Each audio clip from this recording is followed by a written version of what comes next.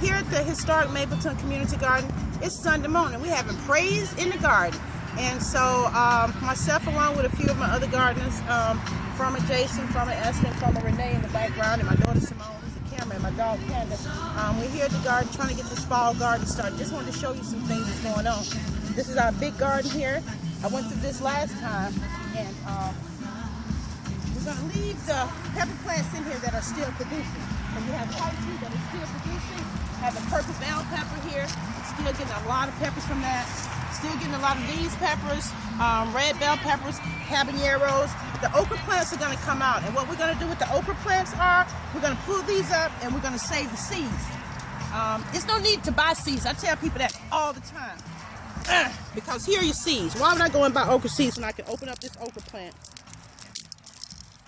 You can see it's full of seeds. This is more of the seeds than you're going to use in a summer. So we save these, give them out next year, and replant these. The reason why these okras, if you look over here, are so tall, this okra plant here is going to be pulled up soon. You see how I'm standing beside it? This thing is huge. All these are dried okra seeds. So we could literally sell seeds to people because we got so many okra seeds here. This is more seeds than I could probably use in my whole lifetime. Come back, being reincarnated, and come back again. I still would use as many seeds as you can harvest from just this one plant. And the reason why this plant is so big is because these seeds were voluntary seeds, meaning we had some okra plants last summer before last, which was 2013. The seeds fell from these pods because they're going to stay on here. And just pretty much, you know, if you leave them out here, these seeds are going to come out and they're going to fall to the ground. So that's how these plants came up. That's why these are so big. I mean, one okra plant this big, and these seeds are healthy. You know, they're good. And they're pretty much organic seeds because they're a second generation that came back on their own. This plant's the same way. Look how tall this thing is. Way taller than me. So tons of seeds here. Going through, we still have some tiny tomatoes growing, tons of them, a lot of them. So we're still harvesting these. Let me see, I'm trying to pull some. Anyway, moving right along, we're going to take you down here. We still have some purple basil here. We'll leave the purple basil here. Yeah, you messed up the video. I saw you. You did it wrong. No, I didn't. Moving on down here. These are Miss Flora's collard greens. This is a perfect bed here, perfect bed. And what you see here is she's going around her bed and put the mulch in. This is what I asked everybody in the garden to do because it's going to keep the weeds from growing into your bed. You won't have that. She's also got great soil. If you look under here, look how dark her soil is. You see the regular clay from Georgia clay mixed in, and she put some mulch on here. But these are collard greens, looking great, looking great. Moving around, this bed right here, still have strawberry plants here. These will stay, they'll come back. You need to cut your strawberry plants back down to about here. You see that new plant there? You want to cut them down to about there if you can. At least cut all this off, let them come back, okay? And you have just as many strawberries. You need to thin them out too when they get too thick. This is Miss Flora's other bed. What she have here is a hoop house. Let me explain to you what this does. Okay, the hoop house is when it get cold, but these collard greens won't need any protection. You want to protect your tender plants from the cold when it drops below 32 degrees. But these won't need it because they're so big, so mature that they'll be fine. Once again, she's mulched all around, so she's not going to have any grass growing into her bed. If you look over here, this is what we're trying to avoid. We're trying to avoid this grass that's all around the bed from going into your bed. That's what happens when you don't mulch around here. Moving on, hey Panda. Moving on around. Farmer Renee, she's over here. Got some collard green plants planted as well. And look at my garlic coming back up. Oh wow, she has and garlic. that's from last year. I started to dig it up, but it came back by itself, and it says to me to leave it the whole season, so I'll get it in June. That's amazing. I never, but you know what? I had a friend that said she has garlic growing like that. It's voluntary, and it's she called it wild garlic. Well, this is from you. Oh, it is? From last year. My goodness. And I put it down, and I didn't either. Okay. So it came back up. I thought they were wild onions that I planted. Yeah. But I took some home when I started digging up the plot. Yeah. Come to find out they were just little bitty pods.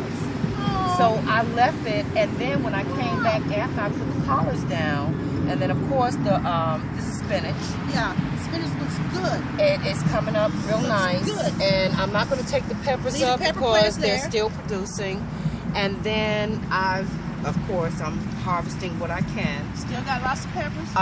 In between this though, I'm going to go get your seeds and put either bok choy or something else, because it will, by the time they come up, broccoli rabe as well too over there.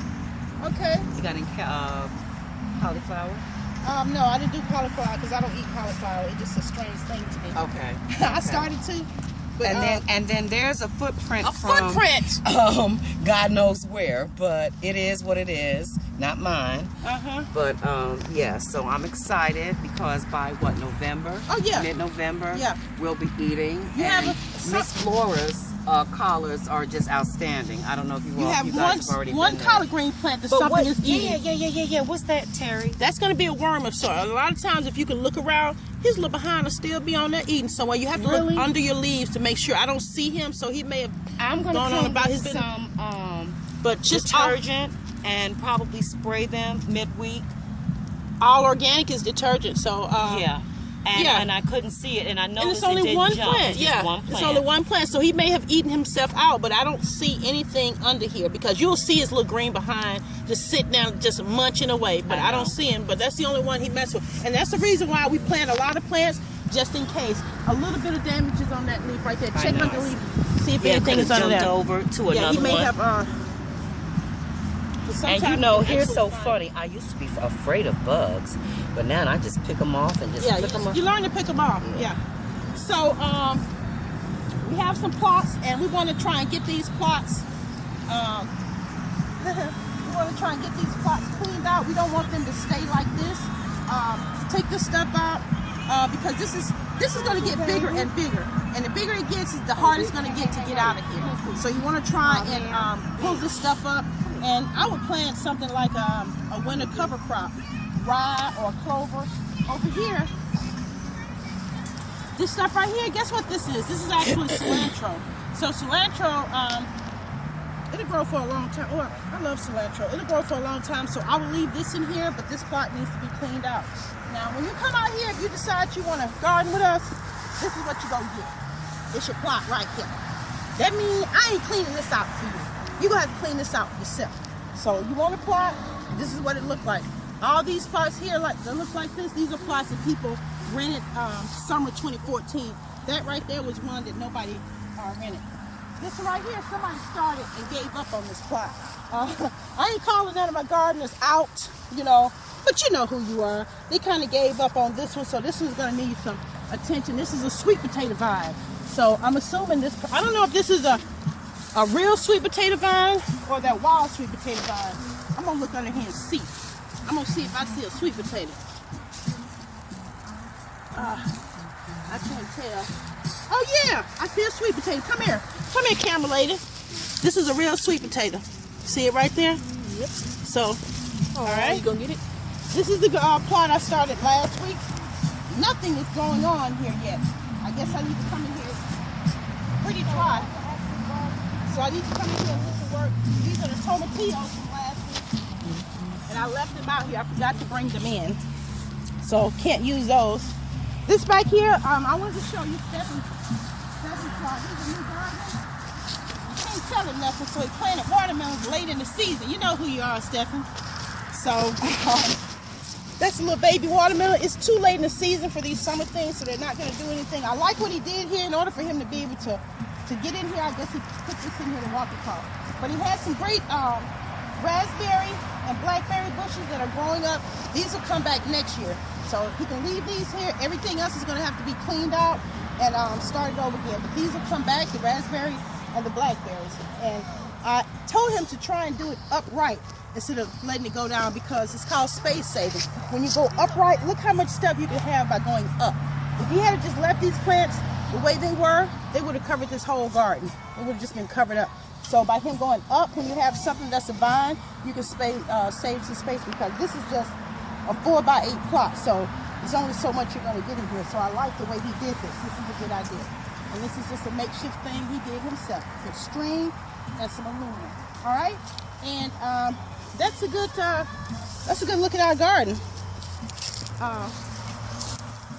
Oh, rosemary. One more thing. Let me show you rosemary. This is October. Rosemary is blooming, actually. You don't see rosemary bloom, but this plant, you can take this, and I'm going to give people some presents for Christmas. Guess what y'all gonna get for Christmas? I'm gonna get some rosemary plants. Yes, I'm gonna take this rosemary,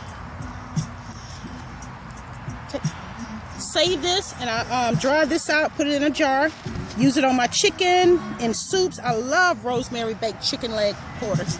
All right, and you take this, put this either in water or put it in dirt, and it's gonna grow. And it's as simple as this.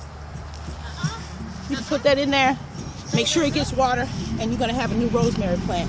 Okay, rosemary usually holds up well in the south. We had a really harsh winter last year, so it got damaged. But this looked really damaged last year, but it survived and made it and came back.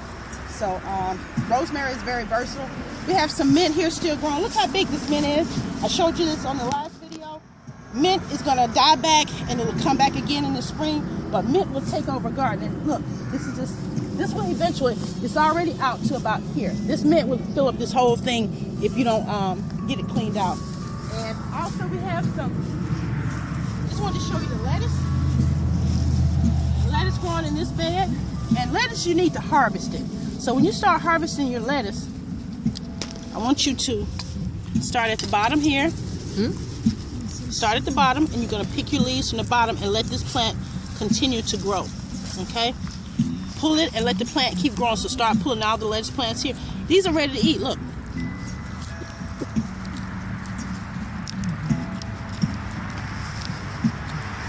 I think this is, I'm not sure whose plot this is. I think this is the one with the radishes growing, coming out the ground. They're ready to go. Radishes grow really fast. She has some tomatillos still left here. I use tomatillos in my chicken as well. They look like green tomatoes. I chop these up. They look just like a green tomato, so I chop these up and I add them. You take the husk off of them. Take the husk off of them. That's what they look like. Okay? Hope you've enjoyed our tour of Historic Mableton Community Garden. All right? Thank you.